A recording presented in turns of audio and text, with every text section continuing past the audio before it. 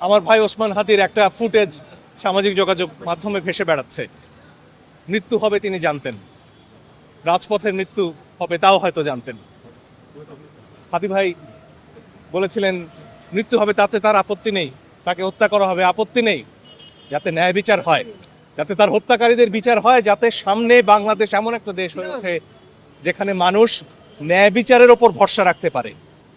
ওসমান হাদি তার জীবনের শেষ দিনগুলোতে মানুষের কাছে দাঁড়ে দাঁড়ে যাচ্ছিলেন ভোটের জন্য।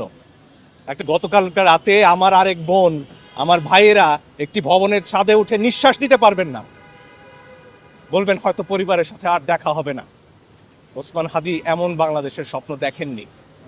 তাই ন্যায় বিচার নিশ্চিত করতে হবে, সরকারকে অবশ্যই অবশ্যই দায়িত্ব নিতে হবে, প্রত্যেকটা প্রাণের নিরাপত্তা দিতে হবে, এর কোনো বিকল্প নেই।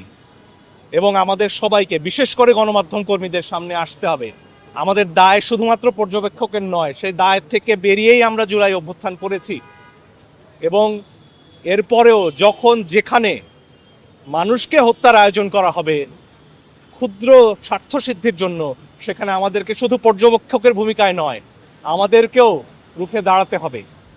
আমরা আইনের শাসন চাই, ন্যায় বিচার চাই, গণতন্ত্র চাই, এবং সরকারকে অবশ্যই বিচার নিশ্চিত করতে হবে। এবং একই সাথে এখানে যারা আগুন দিয়েছে, যারা উস্কানি দিচ্ছে, তাদেরও বিচার নিশ্চিত করতে হবে।